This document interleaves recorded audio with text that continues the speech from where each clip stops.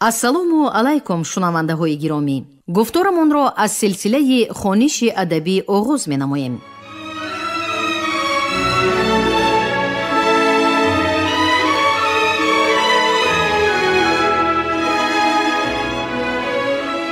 ба таваҷҷӯҳи шумо китоби якуми асосгузори сулҳу ваҳдати миллӣ, пешвои муаззами миллат, президенти ҷумҳурии Тоҷикистон муҳтарам Эмомалӣ Раҳмон забони миллат ҳастии миллат таҳти унвони ба сӯи пояндагӣ дар қироати корманди шоистаи Тоҷикистон Ализода Абдурашид Хоҷамқул. гуфтори 48.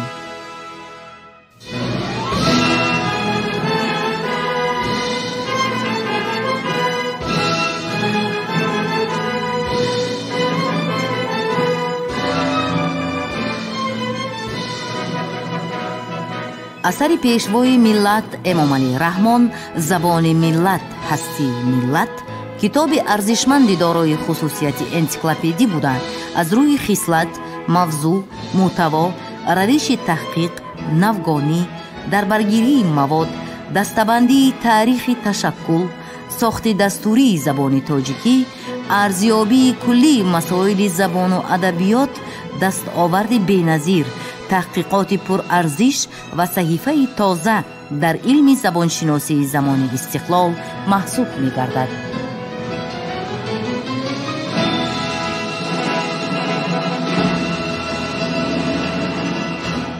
زیر فصل سیوم.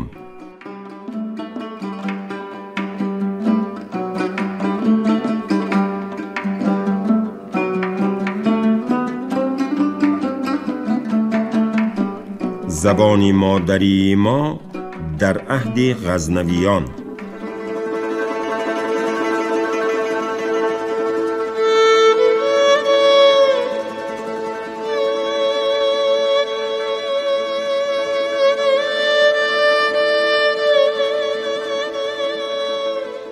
در روزگاری اوج عظمت عالی سامان در خراسان و ماوراءالنهر و در سرزمین‌های دیگر ایران زمین از جمله در جرجان و طبرستان آل زیار، در عراق و فارس آل بویه یا آل بویح و در خوارزم نخست خوارزم شاهیانی آل عراق، بعداً آل مأمون مقام و قدرت یافتند.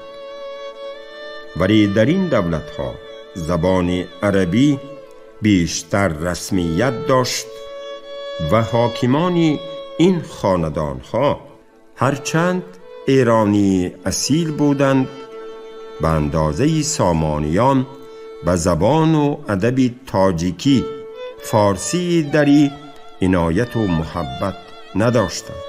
از این خاطر زبان تاجیکی در قلمرو آنها به طور شایسته رشد و گسترش پیدا نکرد.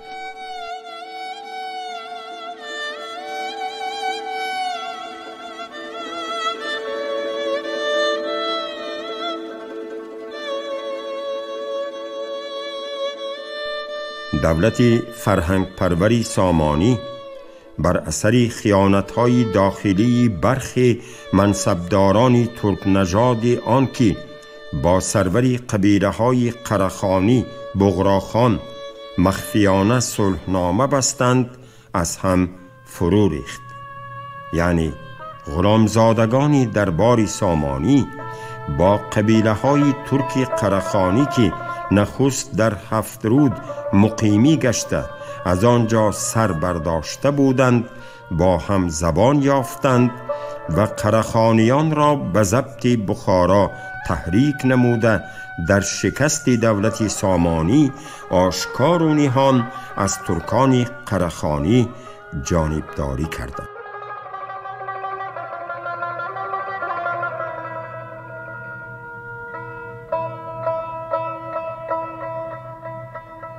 بر اثر این خیانت بساط دولت از زیر پای سامانیان برچیده شد و قلمروی بزرگی سامانیان میان قرخانیان و غزنویان تقسیم گردید. غزنویان که اصلشان به الپتیگین و سبکتیگین می رسد و از غلامان سامانیان بودند، در ابتدا از امیران سامانی سخت پشتیبانی می کردند، ولی بعدتر آنها نیز با افزونی یافتن قدرتی خود تلاشی مستقلیت کردند. همچنین از یک طرف این حقیقت که ترکان قراخانی، قرلوق، چگیل، یغما و غیره چشمی طمع به ضبط قلمرو آبادان سامانی دوخته بودند، از دیگر طرف بی تفاوتی و سهلنگاشت امیران جوان سامانی در امر دولتداری که واقعاً در پایان روزگاری دولت سامانی سررشته اداره دولت را از دست داده بودند، حسی قدرت طلبی غزنویان را بیشتر کرد و آنها از حمایت سامانیان کاملا سرپیچی نموده یک قسمت دولت سامانی را از آن خود اعلام کردند و غزنه را پایتخت دولت خود قرار دادند.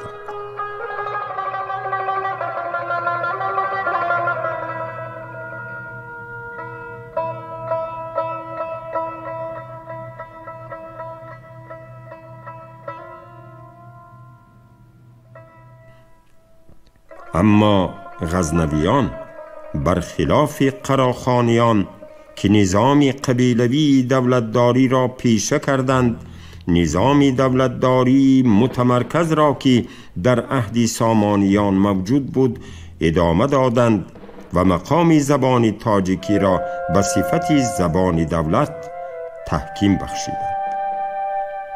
هرچند سبکتیگین را بنیادگذاری دولت غزنویان می شمارند، ولی در اصل بنیاد این دولت به نام الپتیگین بستگی دارد، زیرا الپتیگین که سپهداری لشکری سامانی بود، پس از رنجش و مخالفتش با منصور سامانی به غزنه آمد و در این منطقه دولت نیم مستقلی را اساس گذاشت.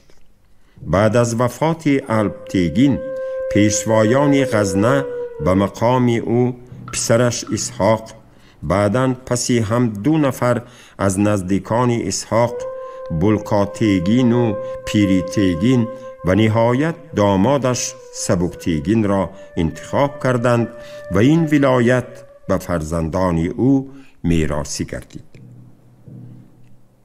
چنان که گفتیم اصلاً الپتیگین وفاتش سال 980 از غلامان ترک دربار سامانیان بود که در سایه دولت و رحمت امیران سامانی از غلامی در سن 35 سالگی به مرتبه سپهسالاری خراسان رسیده بود. او را هنگام غلام بودنش دویمین امیر سامانی احمد ابن اسماعیل خرید و به تربیتش مشغول شد.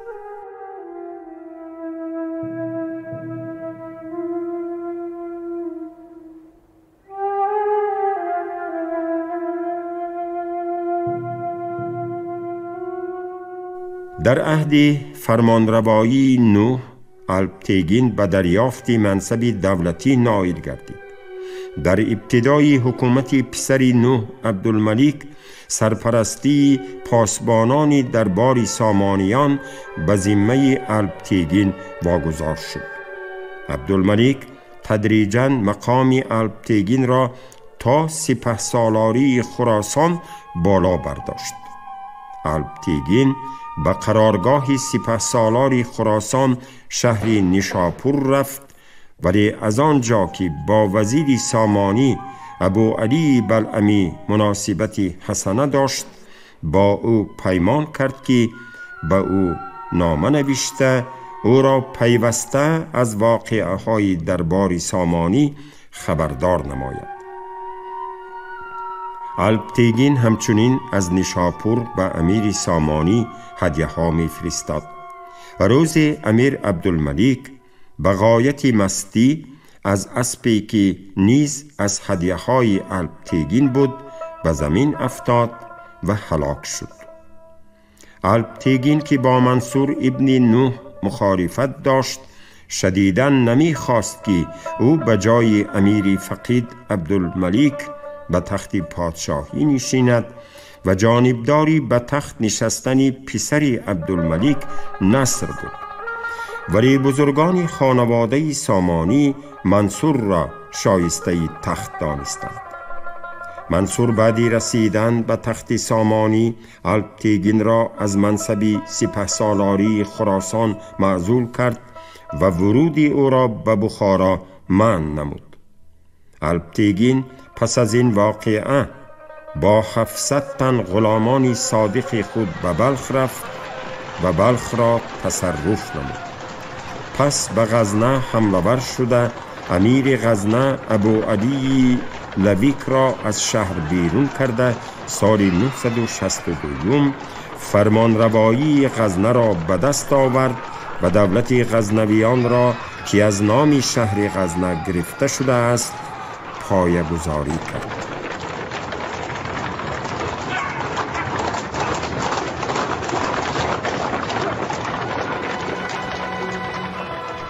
بعد از سری الپتیگین منصور ابن نوح سامانی با ثواب دیدی پیشوایان غزنه پسر الپتیگین اسحاق یا ابو اسحاق را حاکم غزنه تعیین کرد. اسحاق سال 966 وفات کرد و پس از فوت او نخست یکی از نزدیکانش بلکاتیگین به مدت 10 سال و بعداً یکی از نزدیکان دیگری اسحاق پیریتیگین یا بوریتیگین حاکم غزنه تعیین شدند.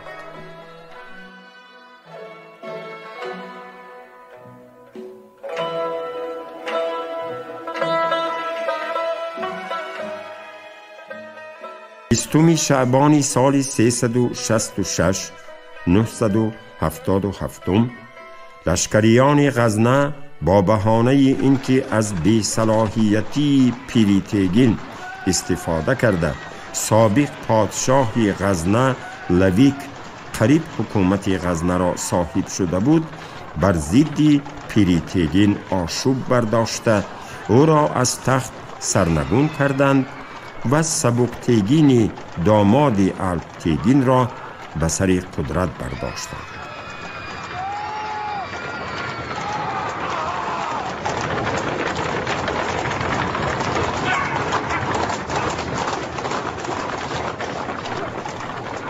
همچنان که در بالا ذکر کردیم، سبکتیگین غلامزاده صحیح‌تر از جمله 30 تن غلامان ترک از قبیله قرلوق بود که الپتیگین روزی از بازار نیشاپور خریده بود.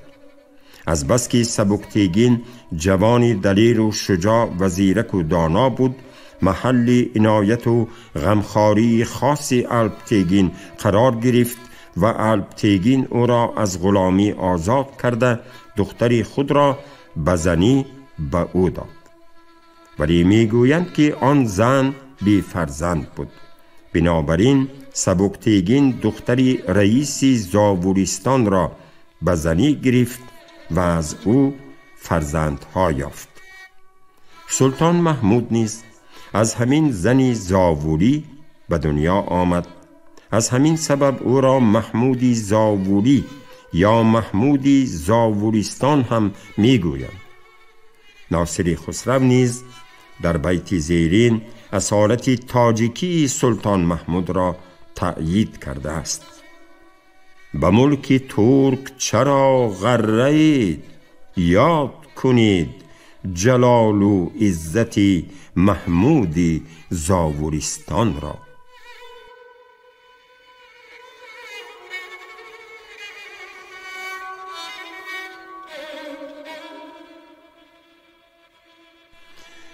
سبکتیگین سال 977 بعد به دست آوردن حاکمیت در فکر گستریش قلمرو خود شده، نخست کابل و بعداً پنجاب و سیند را به زیر تصرف خود آورد، ولی با امیران سامانی دشمنی خود را آشکار نکرد.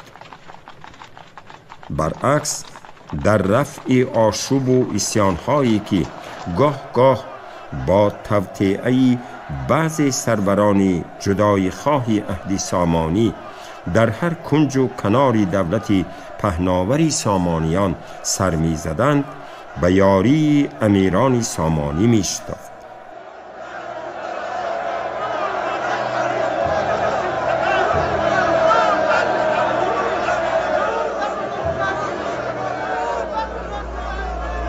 از جمله وقتی که سپهداران لشکری سامانی برادران ابوالقاسم و ابو علی سنجور و فایق بروی خواجگان سامانی خود تیغ خیانت کشیدند، امیر سامانی نوح ابن منصور معروف به نوح دویم، سالهای حکمرانیش 976 997 به غزنه نامه نوشته در این امر از سبکتیگین و پسرش محمود امداد جست.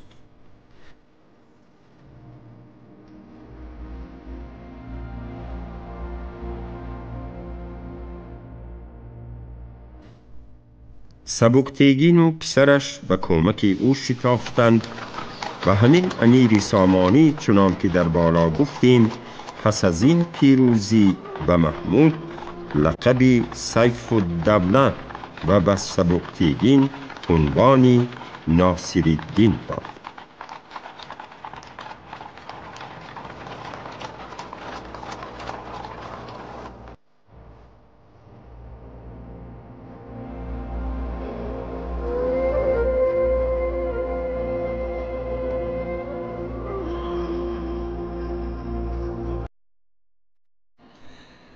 پس از 12 سال حکومت، سال 997 سبکتیگین وفات کرد و مطابق وصیت او پسرش اسماعیل که از محمود خردتر بود به پادشاهی غزنه رسید.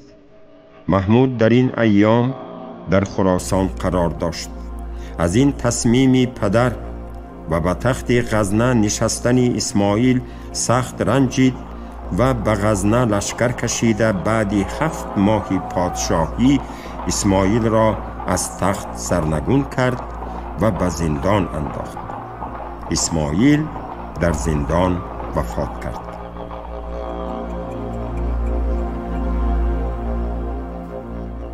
محمود سال 999 با بهانه دستگیری امیر سامانی منصور ابن نوح مقابل سامانیان آشوب برداشت و قسمت خراسان را از تابعیت سامانیان بیرون کشید.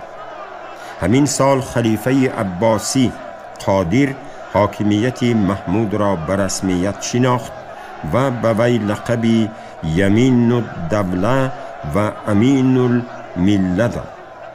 گفتند که بار نخست امیر سیستان خلف ابن احمد که از خانواده صفاریان بود عاجزانه و مغرضانه محمود را سلطان نام برد و بعداً او با نام سلطان محمود مشهور گردید.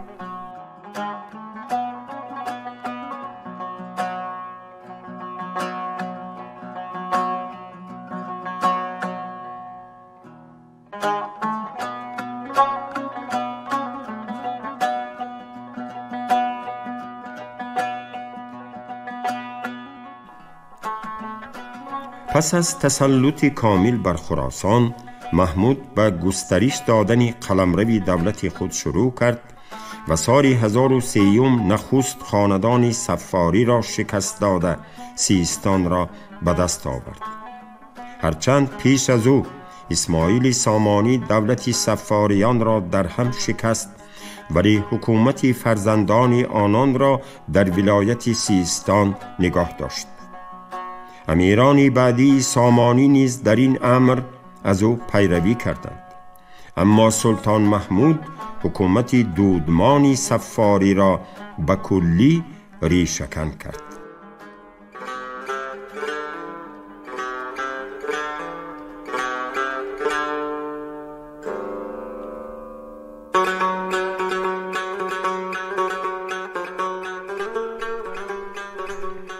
بعداً سلطان محمود با حاکم قرخانی نصرخان صلحنامه بسته دختری او را به زنی گرفت و غزنویان و قرخانیان رود آمو را مرز دو دولت قرار دادند.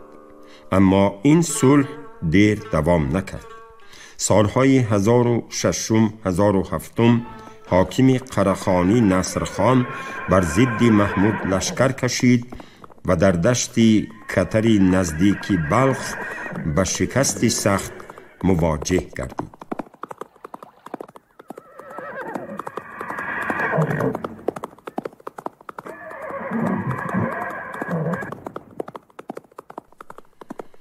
محمود بعدی در هم شکستن دشمنان داخلی 17 بار به هندوستان لشکر کشید و غنیمتی فراوان به دست آورد.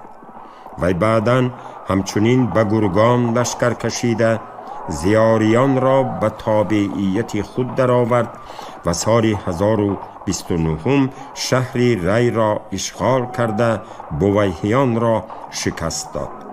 پس از 1 سال این واقعه محمود سال 1030 بر اثر بیماری سیل در غزنه وفات کرد و پسرش محمد مطابق وصیت به تخت پادشاهی غزنه نشست.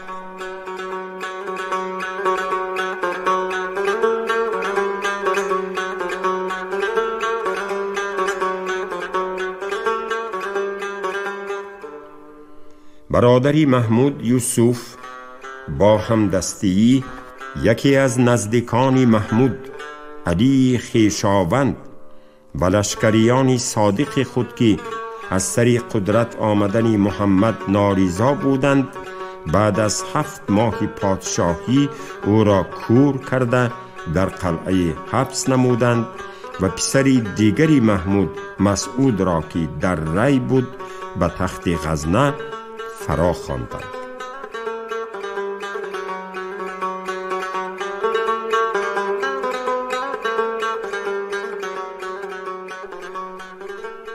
مسعود هنگامی بازگشت به غزنه علی خویشاوند را کشت و بعد فرو نشاندن آشوب در قصدار و مکران عمکش یوسف را زندانی کرد.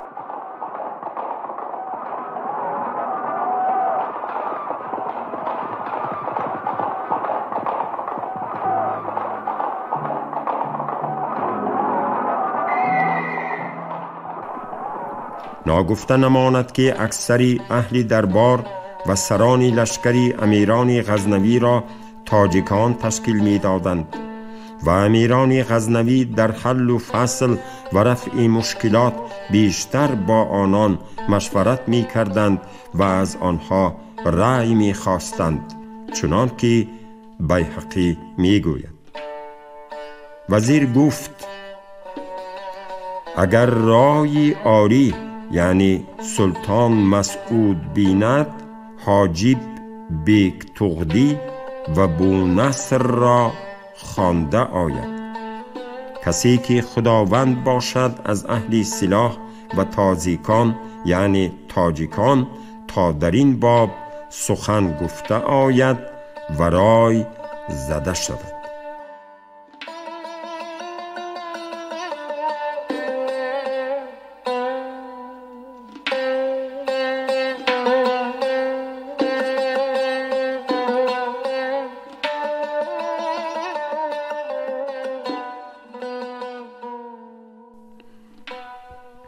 ولی باید اقرار کرد که متاسفانه هنوز در عهد غزنوی انگیزه محلگرایی، این درد ملت کوش، این فاجعه مدهش در نهاد تاجیکان ریشه دوانده بود و تاجیکان محلهای گوناگون نه تنها با هم متحد نبودند، حتی بین خود خصومت و اختلاف داشتند. بیهقی در خصوص موجود بودن خصومت میان نیشاپوریان و توسیان و خراسانیان و رازیان در دربار غزنوی اظهار نظر کرده است. پوشیده نیست که این آتش نزاع و خصومت را میان تاجیکان، غلامان ترکی زرخرید و خانزاد آنها هنوز در عهد سامانیان افروخته بودند و در عهد غزنوی که بیشتری همین غلامان و غلامزادگان صاحب مقام و مرتبه بودند، این آتش را همواره دامن می زدند.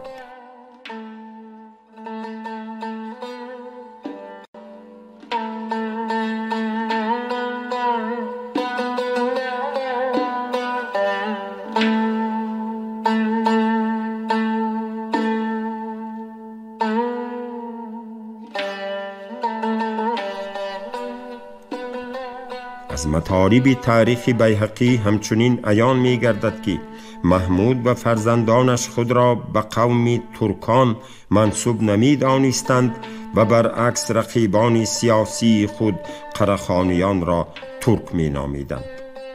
این مطلب از سیاستنامه نظام الملک نیز به خوبی مشاهده می شود. نظام الملک از نامه خلیفه بغداد به محمود یادآور می شود که در این نامه حاکم قره‌خانی کم دانش و ترک و نادان صفت شده است.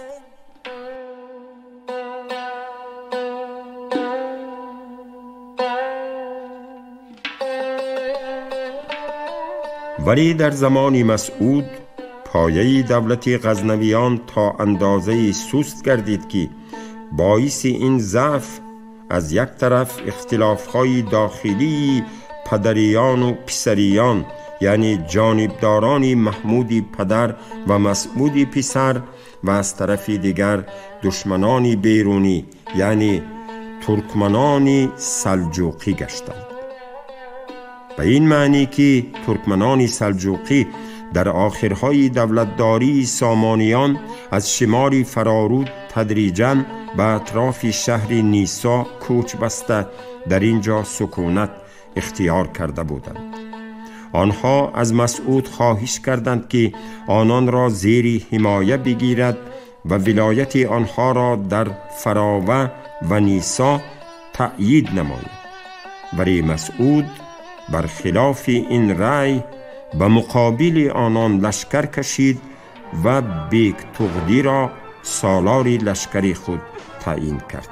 در این جنگ لشکری مسعود به شکست سخت روبرو شد و مجبور گردید ولایت‌های فراوه، نیسا و دیهستان را به پسران میکائیل ابن سلجوق، محمد طغرل، جغریبیک داوود و بیغو واگذار کند و دولتداری سلجوقیان را به سر کار آورد.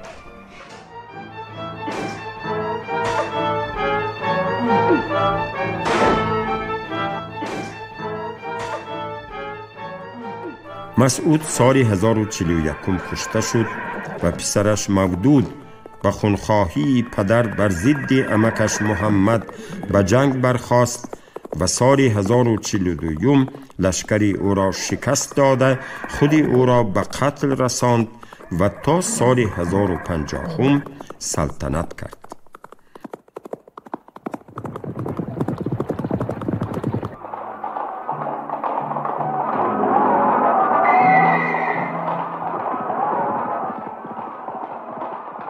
پس از سلطنت مودود، سلجوقیان بیشتری قلمرو غزنویان را زیر دست آورده بودند و شاهان غزنوی تنها در غزنه و نواحی اطراف آن و قسمتی از هندوستان سلطنت داشتند.